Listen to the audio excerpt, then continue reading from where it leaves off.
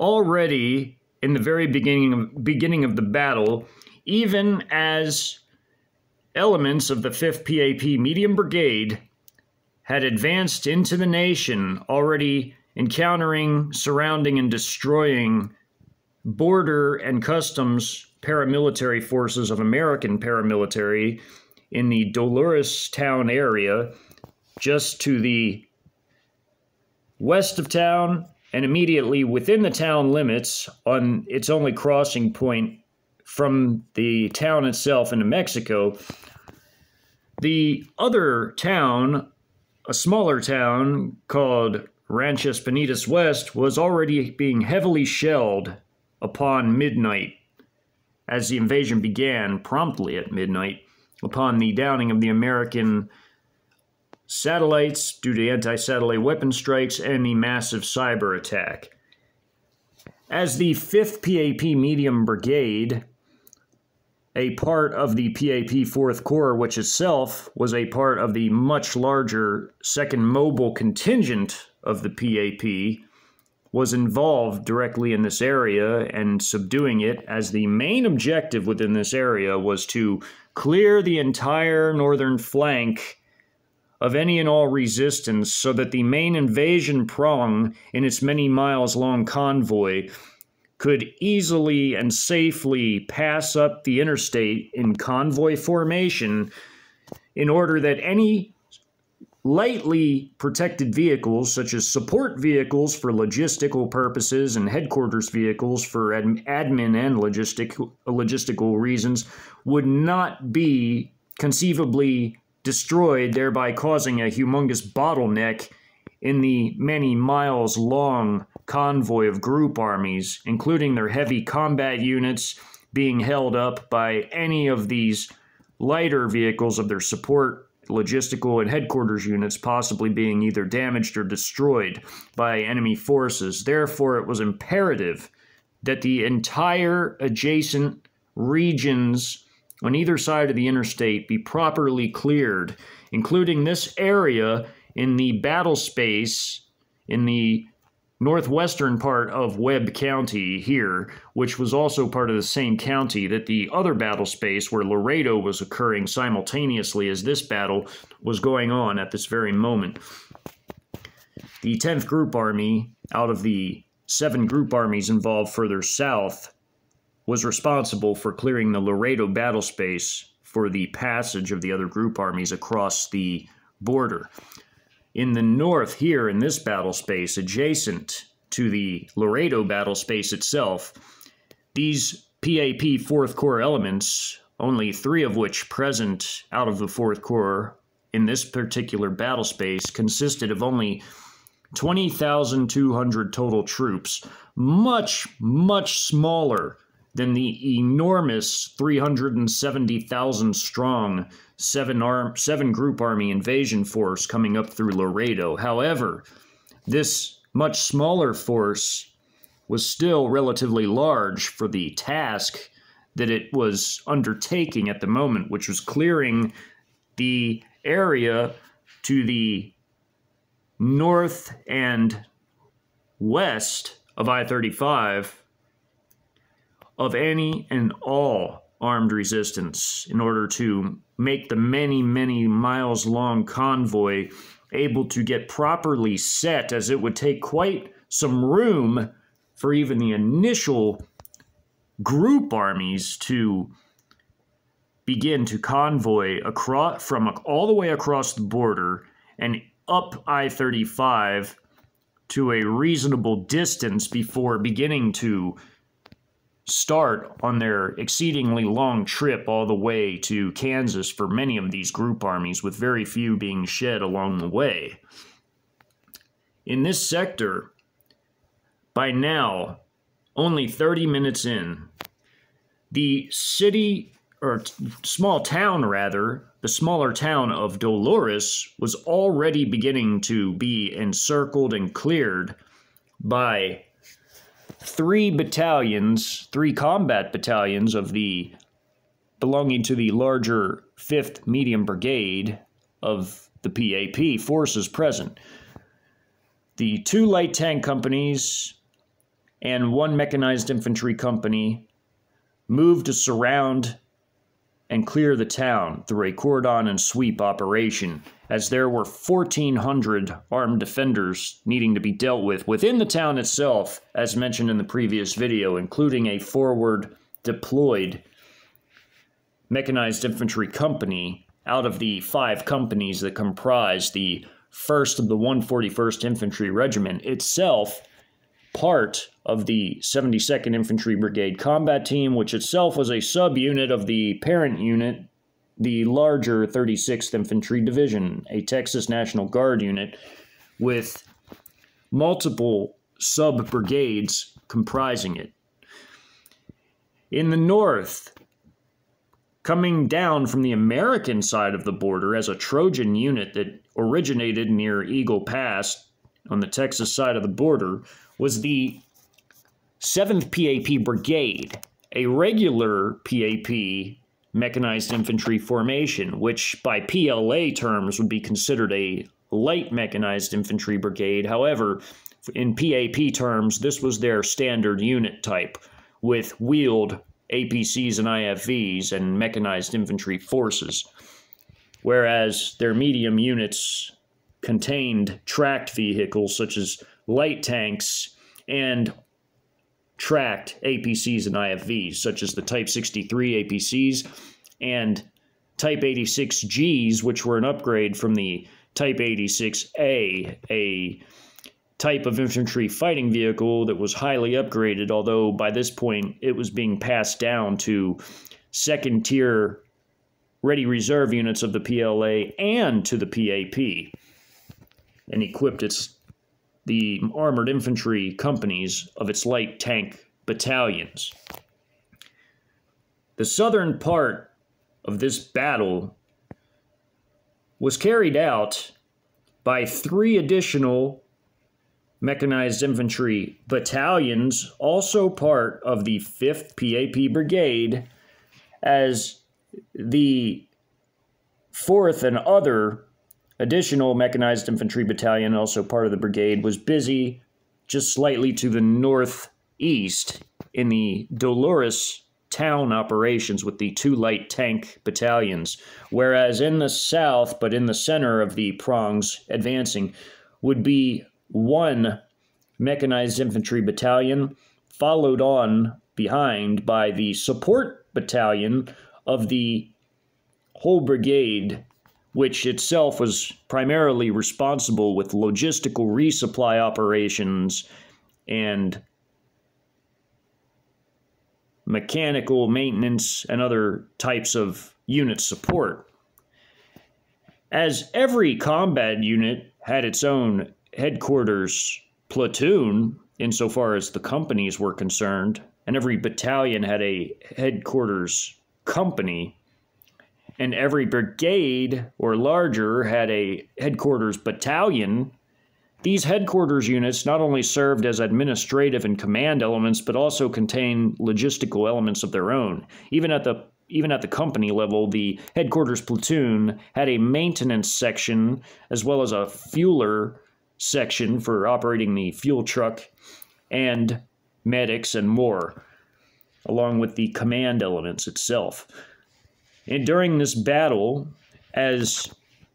the 2 in the center, these 2 battalions, the mechanized infantry, followed on behind by the support battalion, as this was not a combat unit, but a logistical support unit, while 2 mechanized infantry battalions moved on their own across the border, but headed further south to clear the flanks of the middle units, going straight for their prime objective, which was 2 different facilities, 3 if counting a new heliport which had been constructed for Huey helicopters that had long since been given over to the border paramilitary forces from the Army. There was a brand new heliport with several of these helos for patrolling the border, although the 2 main facilities that were being seized as objectives were a motor pool and armory facility, as well as an administrative facility, both located on the same farm road.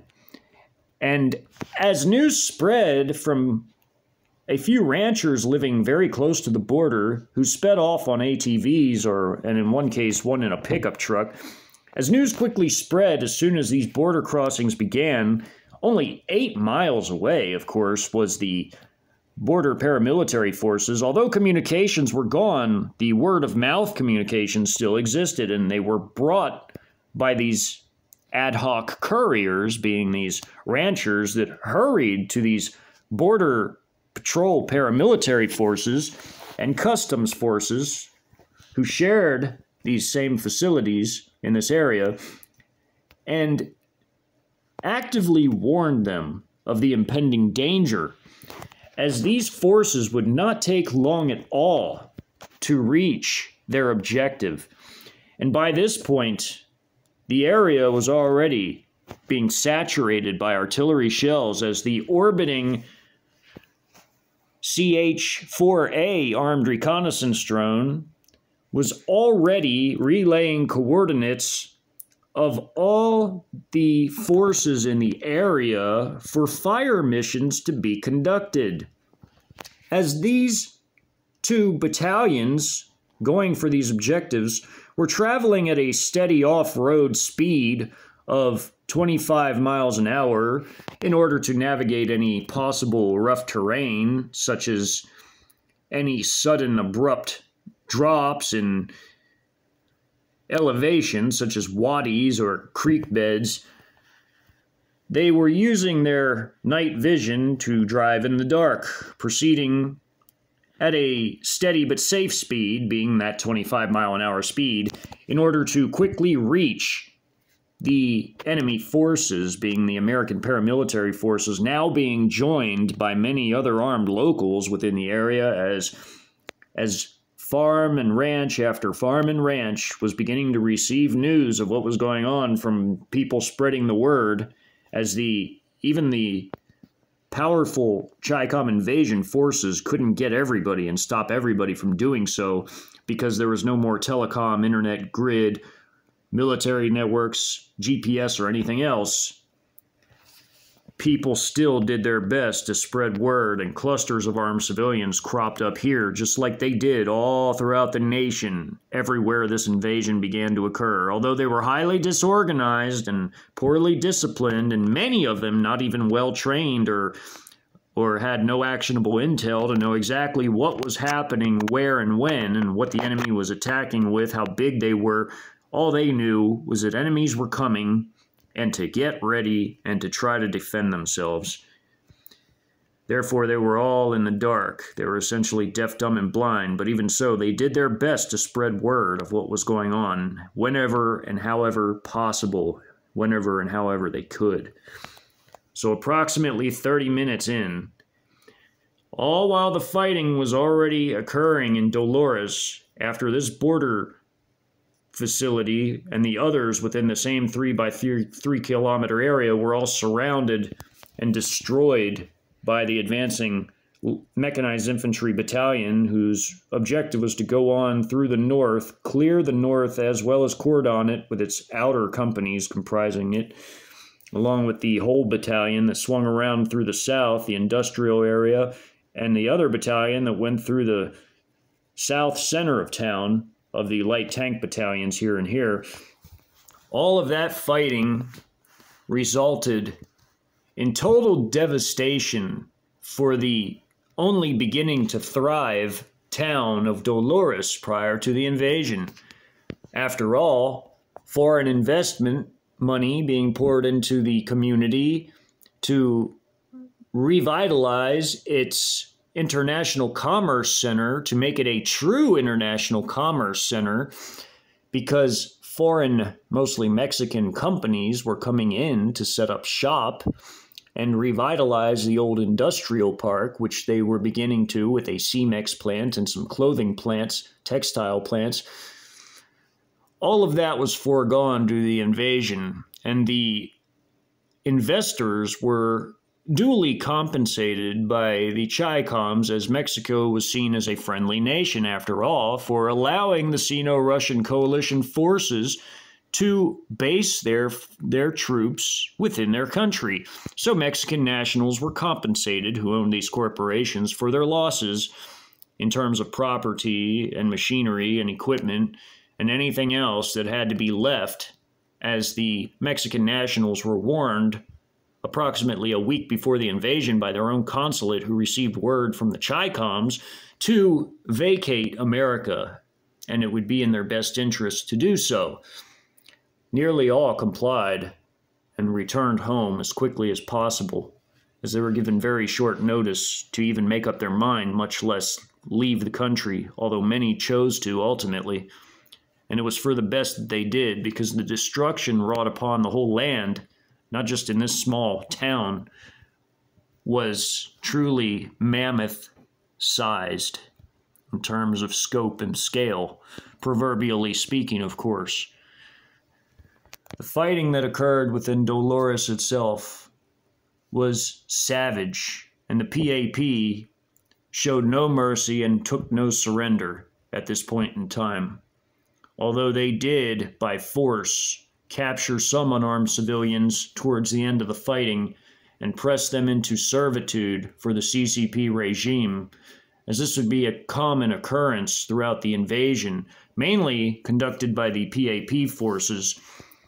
who not only had arrest powers anyway in terms of within China itself, but were much more than a gendarmerie, as stated before. They were a parallel military structure in all sense of the word military. They were more akin to the Waffen-SS of World War II fame than anything else, as they and only a handful of other paramilitaries like them around the world were militarily armed and trained, similar to the Iranian IRGC, or Pasdaran as they are called, as well as others, even in recent history, such as the Iraqi Republican Guard, who likewise was a heavily armed, well-trained paramilitary force by the standards of the time. In this fighting, these forces were truly armed to the teeth, considering what they were, and they levied artillery fire, fire from armored vehicles, including light tanks, as well as small arms fire, anti-tank missiles, and more. They had full air support from the Nanchang Q-5 squadron of the PLAAF Reserve squadrons that were called to active duty, one of which being this one squadron assigned to just this one battle space out of the entire invasion to give close-in air support to the PAP troops operating on the ground. When the PAP forces reached their main objective, being this paramilitary motor pool and armory station for their forces in the area, just south of the town of Dolores itself, off of a farm road branching out from the town, these places were already being targeted by air and artillery strikes. Even a lone cruise missile, a DH-10A cruise missile, DH-10A, was fired at the heliport facility just off this gravel path that was created to it from the main farm road here, which the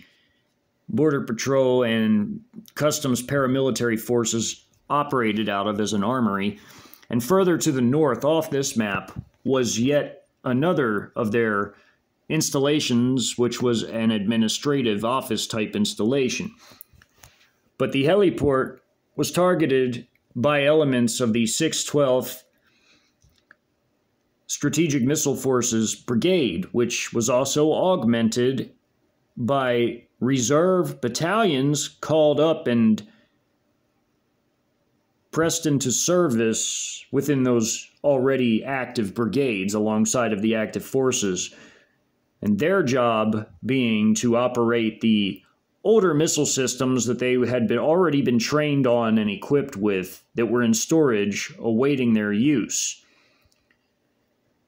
The CH-10A was not quite a type of missile that was mass stored in storage. It was still used even by the active strategic missile forces, although it was a subsonic cruise missile. It was very long range,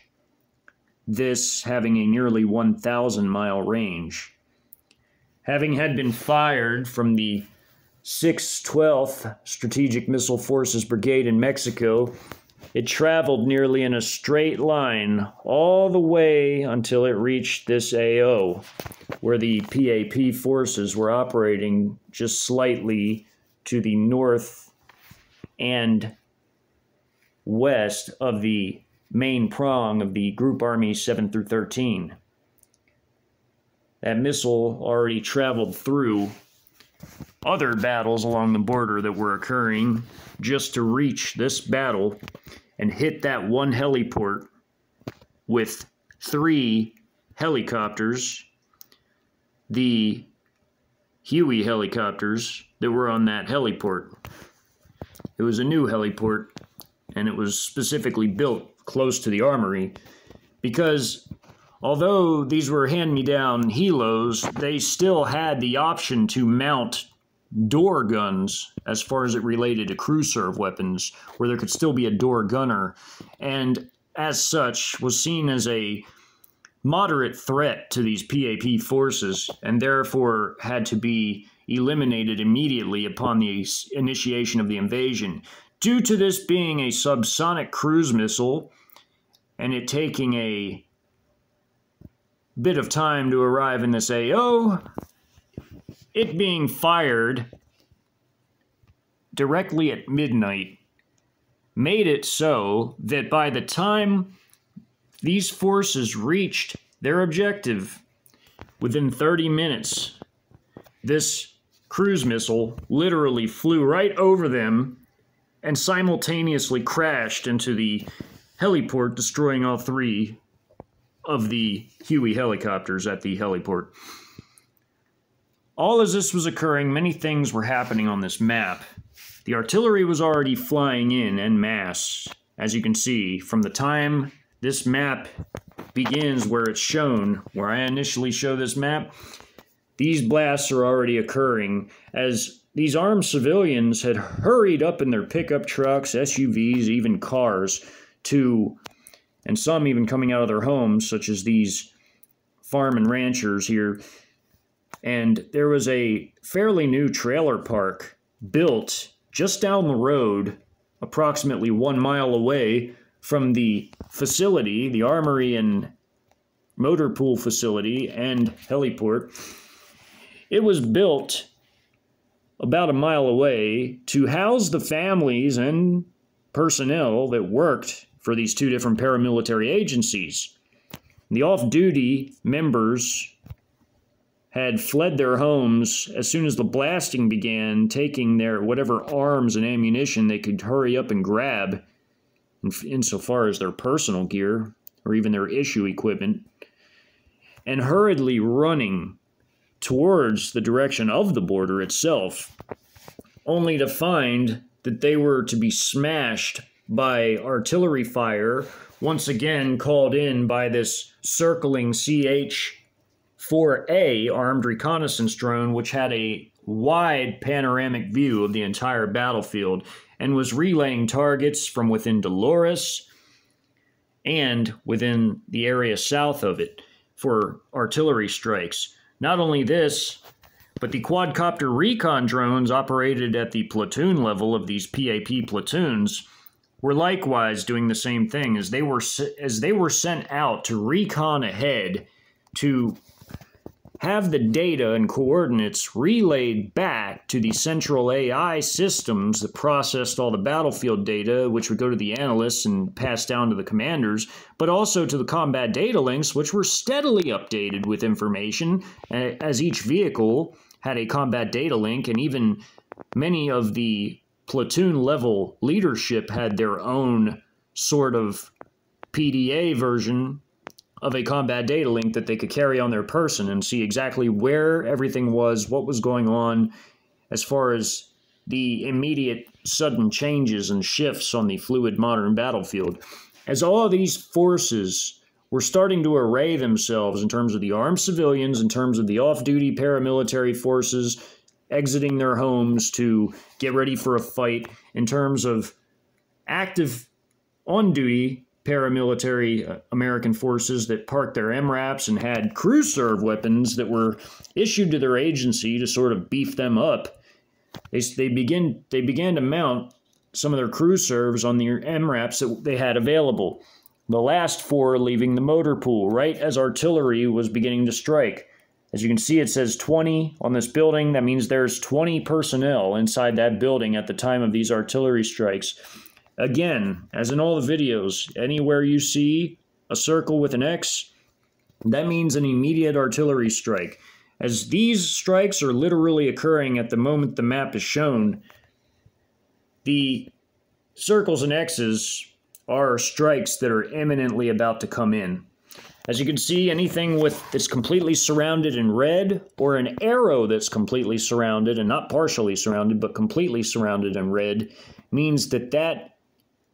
vehicle or that individual or group of individuals has been slaughtered, such as right here, where these 3 are trying to run away due to these blasts coming in. As they run, data from a quadcopter recon drone radios in the coordinates of all these running in different directions,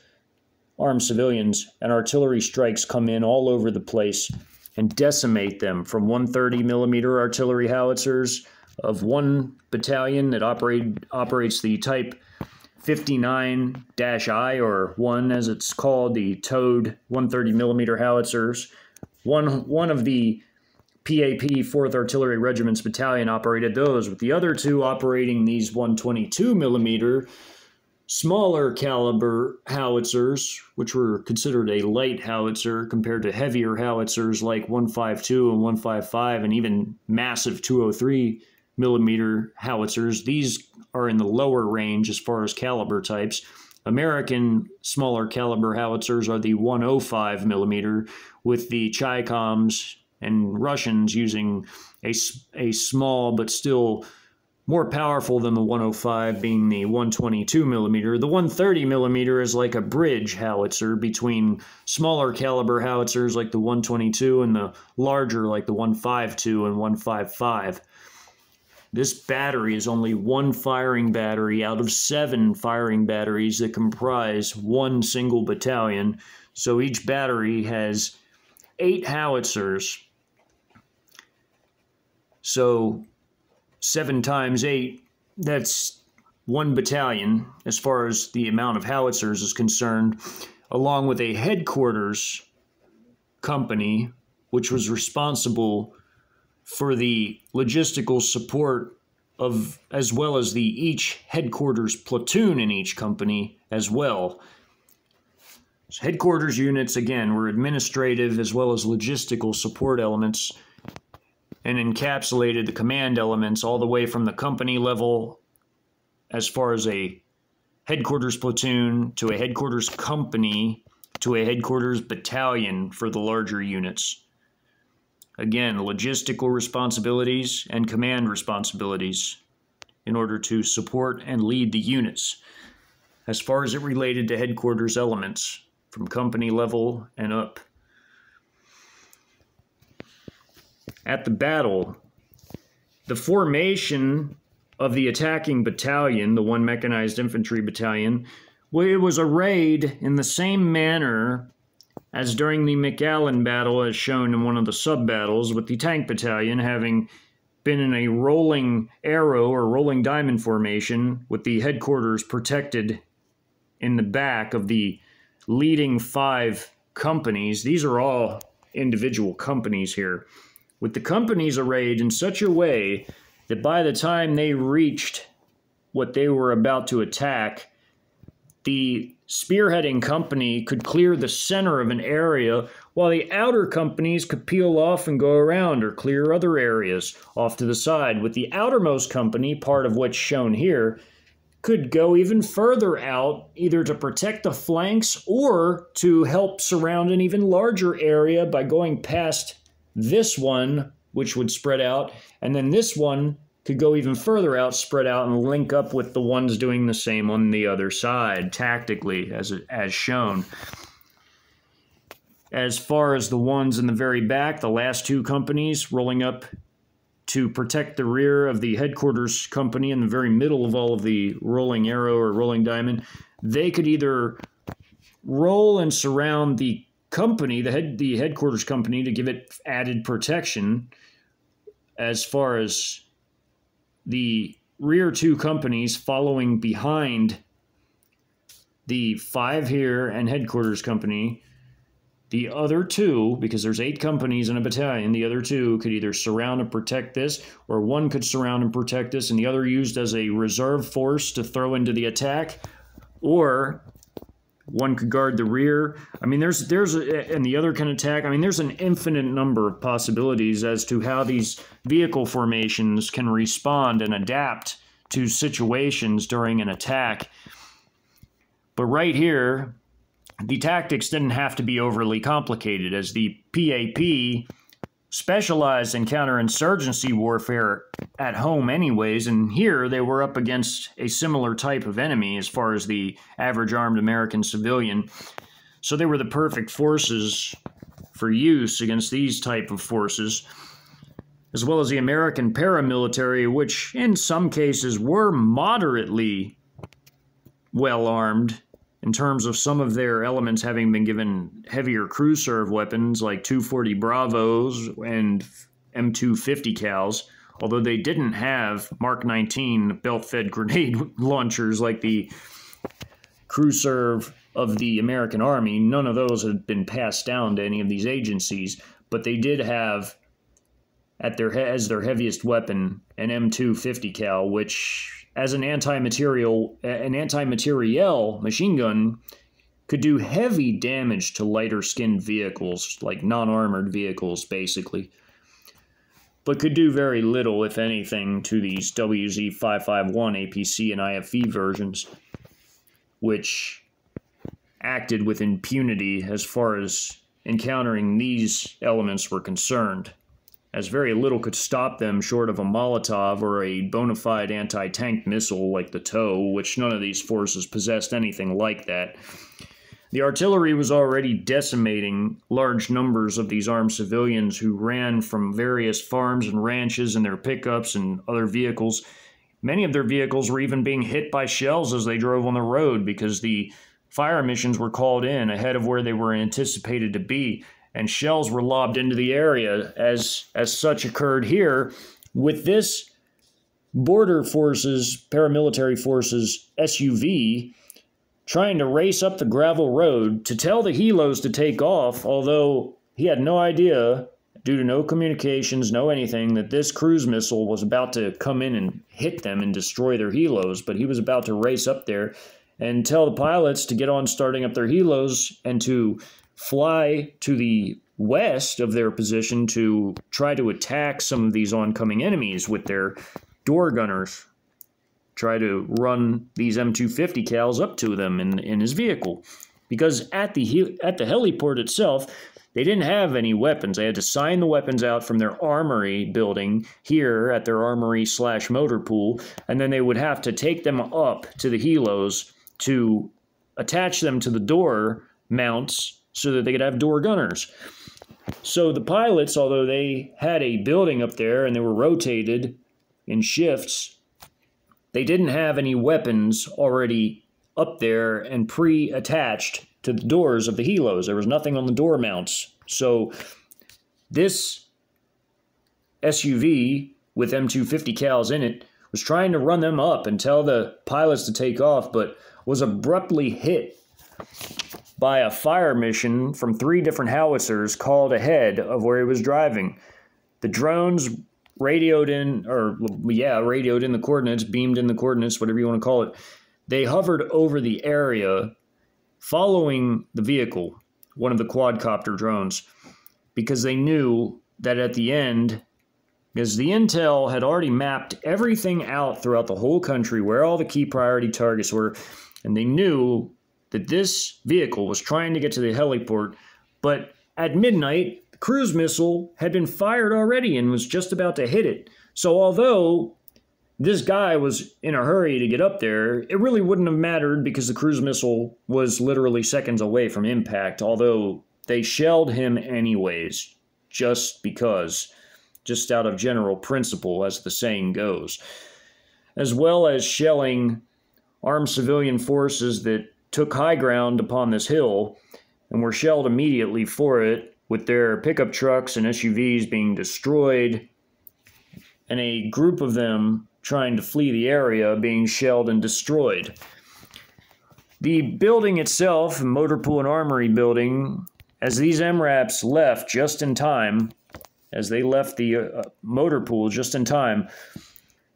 shells flew in and decimated this building and eliminated the 20 personnel that was still inside the main building by the gate.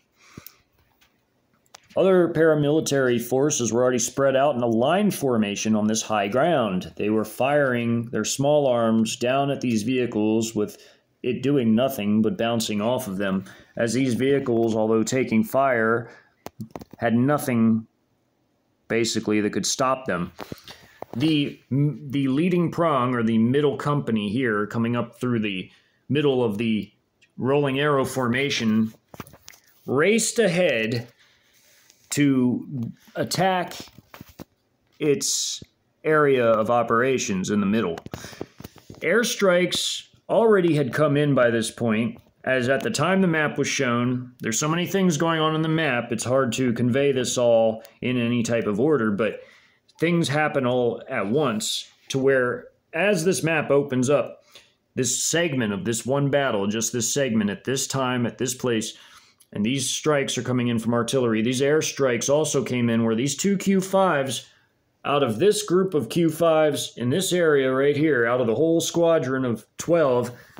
4 Q5s are operating in just this area, with 2 in this specific area, and 1 more off the map to the north and 1 more off the map to the south, as there were 400 armed civilians within this whole area by this point, along with just over 300 paramilitary forces between the 2 paramilitary agencies operating their facilities in this area, the office facility off the map and the heliport, which technically is part of this armory, and motor pool facility, which both agencies operate. And they have a lot of their personnel, employees, living in this new trailer park that was constructed. And also there's a lot of ranch and farmland off of these farm roads, as these rural Texas roads are called. Already at the beginning, these houses were destroyed by artillery fire and airdropped 1,000-pound munitions from this Q5 coming in here on its attack run, dropping 4 1,000-pound munitions, which splashed all throughout this area here, along with artillery shells of 130mm and 122mm hitting this whole area with these MRAPs, pickup trucks, SUVs, both civilian and belonging to the paramilitary agencies, the 2 mentioned, were all destroyed by the tandem airstrike and artillery strikes. As well as in this area, 4 of the paramilitary SUVs of the border forces were lined up only to be shelled relentlessly by artillery fire, with many personnel trying to flee the area likewise being shelled as they tried to flee. Drones also relaying their exact coordinates through GPS, or Baidu, which is the Chinese GPS, essentially, operated and used by their military as well.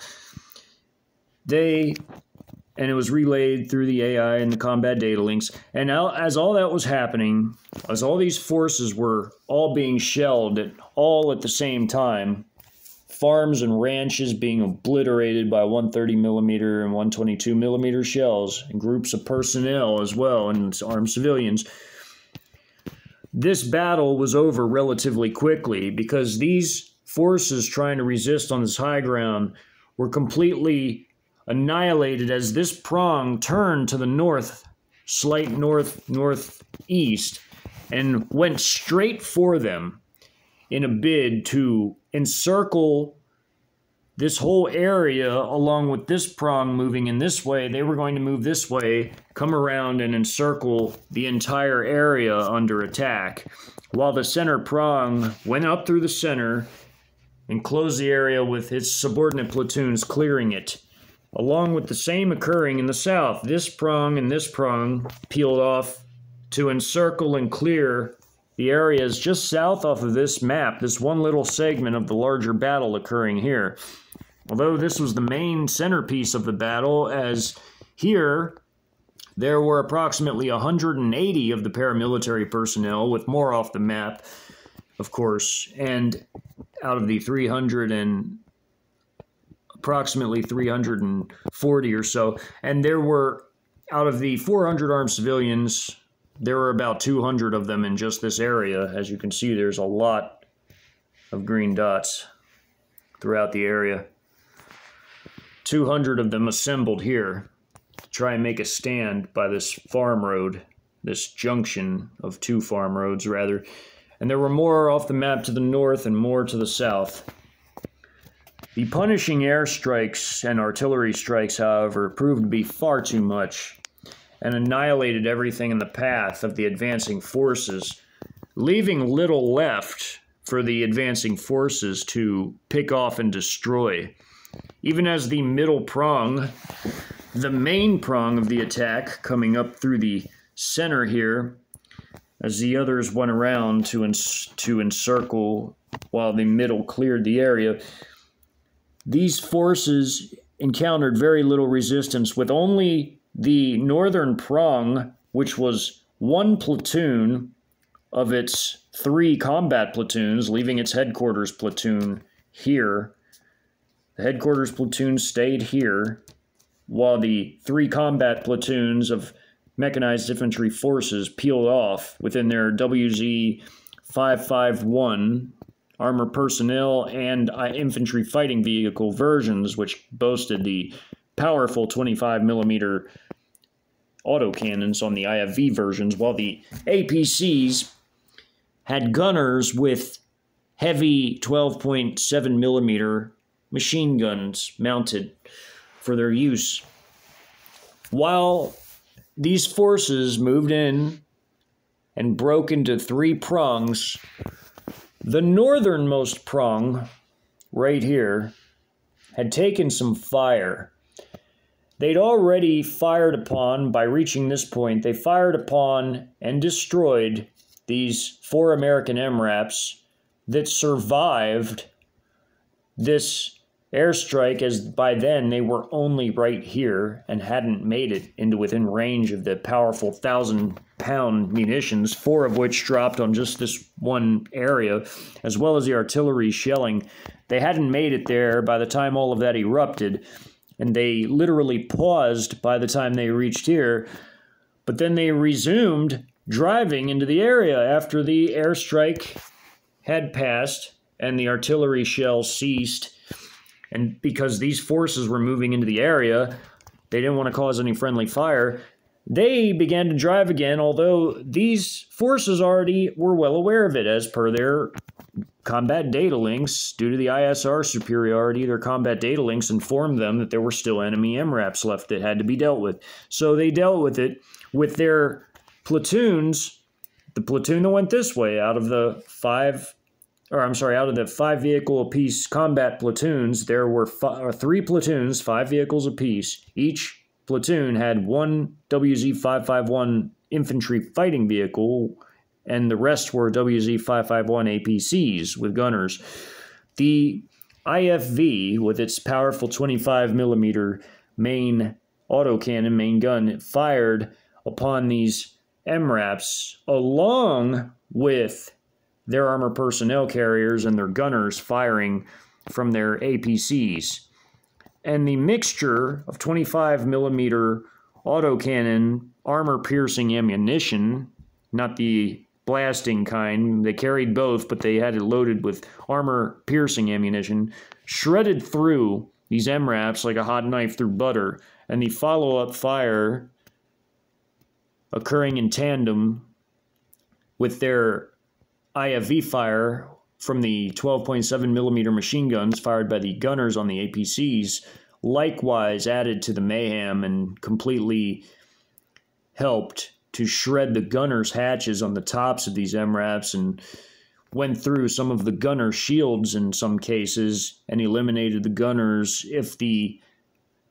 AP ammunition from the 25 millimeter main gun didn't already do so, as these shredded through the MRAPs, ripped up the crew and the dismounts in the back as these passed quickly and easily through these vehicles, leaving them as smoking hulks of hole-ridden metal just sitting there with many dead crew inside. As they'd also likewise been engaged, as this green on this arrow indicates, they'd not just been engaged in their gun or their firefight between the gunners on the MRAPs of the Americans and their turret gunners on their WZ-551s and their IFV version firing their very potent armor-piercing 25 millimeter ammunition. They were also being engaged and supported by surviving Americans that didn't perish in the artillery strikes pummeling the hill that were a bit lower on the elevation and away from the main blast radiuses that eliminated these forces, as they had moved further downhill, had paused, and stayed out of the artillery strike that demolished this paramilitary vehicle trying to run the crew serve weapons to attach on the door mounts of the Huey helicopters. Instead, they advanced here and fired upon the WZ-551s only to get return fire from the gunners on the APCs, which shredded them into the next life, literally speaking. And they were eliminated, as the surrounding red on that arrow indicates. Very few managed to flee this battle space alive. And by very few, that is meant in the most literal sense, as only under 5 managed to leave this particular battlefield alive with their lives. 1 on an ATV, and the other 3 on foot. And they fled in a panic almost as soon as the artillery strikes came in, along with the air strikes. The cruise missile strike from very far away, from western Mexico almost. And, of course, the PAP forces racing headstrong into their enemies. This battle didn't last very long at all, with artillery and the cruise missile taking out the main priorities themselves, being the further off the map paramilitary offices, as well as the armory and motor pool building campus, and the heliport with the 3 helos, were all destroyed by the artillery and missile strike. The airstrikes provided close air support and destroyed large concentrations of both armed civilians and paramilitary, and the artillery finished off whatever the airstrikes didn't get, as well as the artillery demolishing the actual paramilitary structures themselves, minus the cruise missile strike on the heliport, which was a fairly high priority insofar as it related just to this one little specific area of the larger battle. As those helos, would they have been equipped with any type of heavier crew serve weapon, could have been a slight menace, at least to PAP dismounts or to some of their lighter vehicles, like their supply and logistical support vehicles or command vehicles, like the platoon, like the headquarters platoons of each company, which encapsulated each company's command elements, leadership, and support elements for each specific combat company. As these support/headquarters elements had very light vehicles, like basically light military trucks, by light I mean in terms of their protection, light trucks, including their fuel truck, their armored recovery vehicle, which was probably the best protected out of all the headquarters vehicles, of course, minus their MRAPs, which had fairly good protection, at least from small arms, some heavier crew serve weapons, but they weren't well protected in terms of anti-tank weapon systems and could easily be destroyed with those or by a tank shell. However, the WZ-551s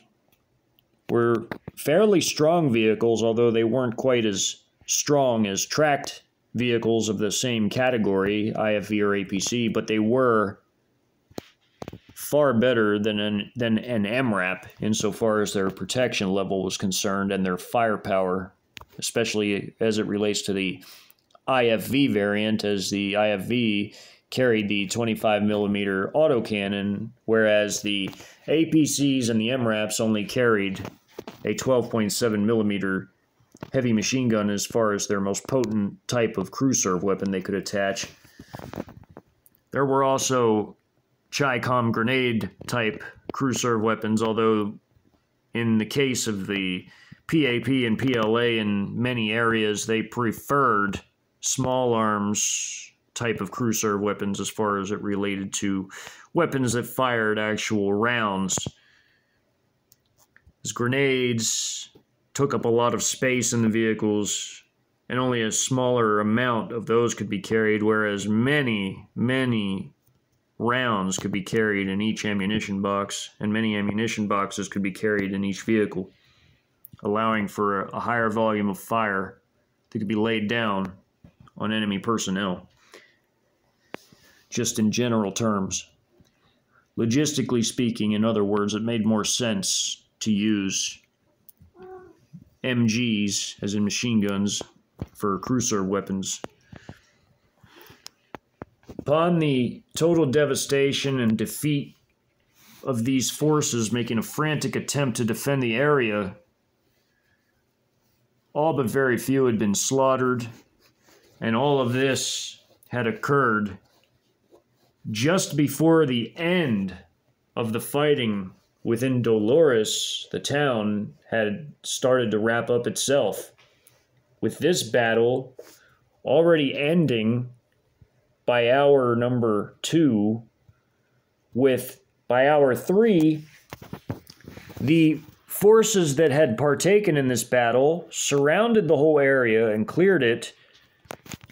as shown on the smaller map of the area, with these forces breaking off of the battalion formation, these companies, to surround the area and clear it. They reformed their battalion and rolled in a rolling arrow down to the south to link up with the other 2 battalions that moved through the area and the southernmost prong of the initial invasion. By hour number 3, the artillery regiment, the 4th PAP Artillery Regiment, was beginning now to make its way inland, as the area had been promptly secure. By hour number 3, the 4th PAP Artillery Regiment was ready and moving by hour 2.5 and had already, in their faster moving vehicles, crossed a shallow crossing point into the land and rendezvoused just after hour 3. It was approximately 3:15 a.m. by the time they reached their forces waiting for them, guarding the area to make sure that they could come in safely.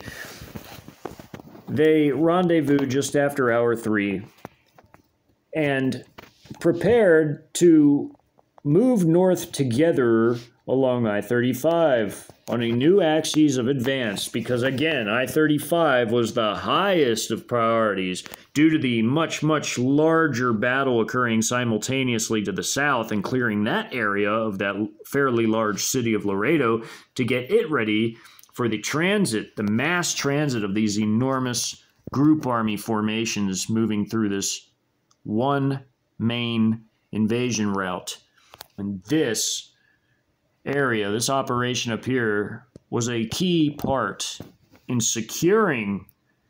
the I-35 corridor, at least from Loredo and miles north of it, so that all of the group armies could safely get in a convoy formation, doing convoy operations, not combat operations where they break up and surround, engage, and destroy enemies, but a convoy operation where they're lined up and getting ready to move in a single file, elongated formation many, many, many miles deep inland, with very few group armies peeling off until they reached near the center of the nation, as they needed to proceed this way because they needed to move as quickly and as easily as possible, and I-35 offered them that ability. However, all they could do while in a convoy formation was essentially an elongated type of drive-by if they were attacked by anyone, and therefore, at least for getting them started on getting all their forces on the interstate for their long trip deep, deep inland near the center of the nation, the areas adjacent to the beginning of I-35 had to be cleared, whereas the 10th Group Army did it in Loredo, in that area, due to it being a much, much larger formation of forces than was these PAP forces in the north area, just adjacent to them. The PAP forces were contributing to this themselves, as I-35 partially did run through their AO. So therefore, they needed to clear this section of the interstate for safe passage by Group Armies 7 through 13, who would soon be traveling through this area by hour number 7. However, by hour 3, Ranchas Penitas, had been heavily shelled and annihilated, destroyed. It was nothing left but ruins, as paramilitary forces, a few hundred of them operating from the other AO, had fled into this PAP AO, from the frying pan into the fire, essentially. Trying to take any type of cover they could, they ran into town, into Ranchas Penitas West, and the town was abruptly annihilated, shelled into ruins. Very few survived the ordeal. In fact, so badly was the shell damage, due to it being so close, relatively speaking, to the gun lines of the PAP 4th Artillery Regiment, so badly was the shell damage and the destruction that very few survivors were left from the ordeal, out of not just the town's original population, but from the armed civilians and paramilitary forces that fled there seeking shelter from the storm.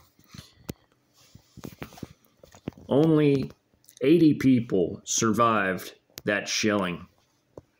as massive as it was, and it was a mixture of now shell-shocked civilians and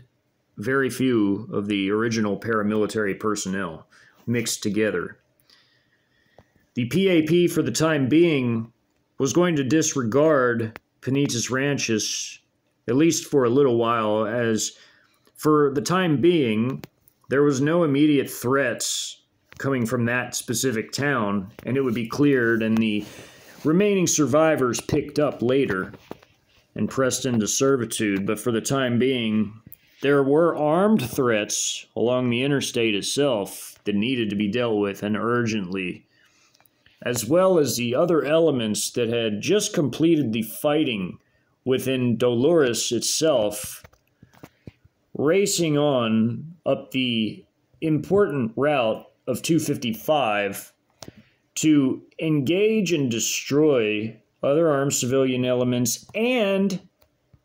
one of their main priorities, besides Interstate 35, being the destruction of the remainder of the 1st of the 141st Infantry Regiment and the remaining companies that comprised it, being essentially 3.5 companies, as their headquarters company was already, intel reports had already come in on where exactly they were, which were the command elements of the whole battalion, as well as its logistical and maintenance and other services in support of its operations. And therefore, the initial airstrikes coming from one group of Q5s out of the whole squadron, at least when they flew their first sortie, as multiple sorties were flown in support of the operations here, within their first sortie alone, a grand total of 16 1,000-pound munitions carried by 4 out of the 12, the others carrying 500-pounders, 10 500-pounders, while each of these 4 carried 4 1,000-pounders, being a total of 16, dropped all of them upon the bivouac/camp area of the 1st of the 141st,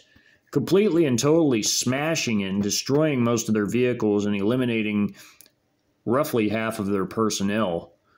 with the other half having fortunately survived the ordeal, but now being spurred into fleeing the area. Although for a few hours there was so much confusion due to no command and control, it took 2 literal hours for surviving leadership to even rustle up the other 3 combat companies along with the remainder of the headquarters company in order to get them into some semblance of an organized element to retreat and hopefully find help, as they knew that the rest of their 72nd Infantry Brigade combat team was further to the south, but due to the fact that they now knew that enemies were operating somewhere around them, they had to try to recon and scout the area to figure out what was where, what was going on, who was where, and they had to figure out how, if any kind of way, they could get reinforcements or assistance from somebody, anyone. While all this was going on, the orbiting CH-4A drone had by now already fired its air-to-ground based HJ-10 systems, which were anti-tank missiles, but these were fired from upon their drone itself, and eliminated several civilian vehicles, having fired all 6 of their HJ-08 anti-tank missiles that were air-based on this platform, but still orbiting due to not leaving the area in order to continue giving vital ISR support to the forces operating on the ground within this specific battle space. Therefore, it remained airborne instead of returning to base to reload munitions, as this wasn't of vital importance, as the Q5s provided the vast majority of the airstrike capability, and it wasn't completely necessary that the drone be rearmed in this instance. Also, the PAP had its own artillery in the form of the 4th Artillery Regiment and its fire battalions, its 3 firing battalions, and as well as the 7th PAP Brigade moving into the area now. And by hour 4, reaching its first, or by hour 3, I'm sorry, reaching its first enemies in the form of 400 armed civilians that had banded together north of Dolores, roughly about 7 miles north of it. Before then, coming together, after having traveled on 2 different prongs, 4 battalions apiece, or roughly half of the brigade each, they formed up into a single brigade entity and smashed into these armed civilians, attempting to put up a type of guerrilla-style ambush, forcing them to flee. After this, they advanced towards their ultimate objective, which was to assault the 1st of the 144th Infantry Regiment, this battalion, or the remainder of it after the airstrikes, as well as to cut it off from any sort of retreat. However, by this point in time, other PAP forces that had already crushed all the resistance that was in Dolores were already on the road and headed that way anyhow, and would end up assisting in the destruction of the 1st of the 144th. As fluid battlefield conditions changed, sometimes objectives were tailored to adjust, and whomever could get to an objective first and was able to was occasionally rerouted to do so. And this included the 7th being sent specifically north to cut off any retreat, while the battalions of the 5th Medium PAP Brigade would end up being sent to destroy the 1st of the 141st completely. However, that will be covered in the next video, as by now, this was only hour 3 going on hour number 4 here. And by this point, the artillery and the 2 battalions, the support battalion and mechanized infantry battalion, had since already destroyed this grouping of objectives and enemy forces here before moving south to link up with the other 2 and handle any supply needs, while they kept the area clear for the artillery regiment to cross and link up with them to move on a new axis of advance along I-35 and clear it of any and all armed American resistance. The Battle of Ranchas Penitas West / Dolores will continue in the next video.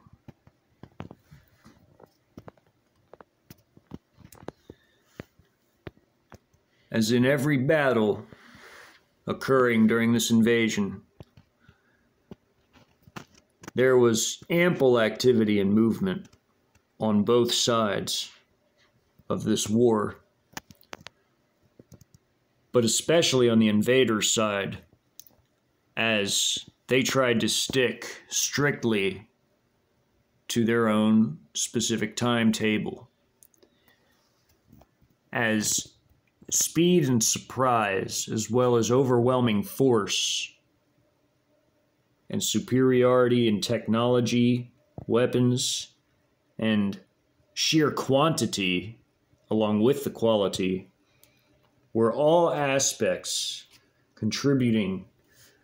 to what would be the greatest victory in the history of war, out of the largest ever invasion in the history of war and human history in general. Fighting was savage and hard fought in general by both defender and invader alike. As invaders landed on the coast, parachuted in, like in Colorado. They crossed the borders, like here and other parts in western Mexico and Baja Peninsula, and in the north in Canada. And the Trojan shock armies, the key component, the main component of this doctrine of fourth generation warfare, the key to the victory of most of all, broke out of their CCP regime properties strategically purchased all over the country and went straight for the proverbial jugular, as they only began literal miles from their objectives, oftentimes well under 10 miles, and were able to rapidly attain surprise and overwhelm and overcome their enemies everywhere. As their enemies, the defenders, had no idea what was hitting them, much less how such a thing could have ever happened, how such a thing was even possible. Many people having the misconception that nothing like this could ever happen, that America was untouchable, but they were proven wrong. The culmination of years of open borders, the liberal policies towards so-called students from other nations, and the ability for foreign regimes hostile to the land to purchase properties, all were contributing factors to how such a buildup even occurred in the first place, as far as it related to the Trojans in particular. Those who doubted such an outcome were now seeing it coming to fruition right before their eyes, insofar as the invasion of their homelands, their neighborhoods, the places they lived, their homes themselves. It was all happening right before their eyes.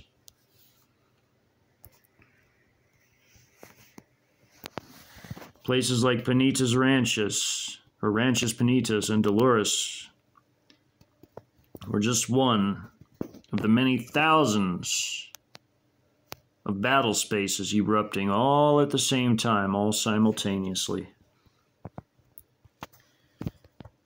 As the forces advanced all over the map, the fighting raged on,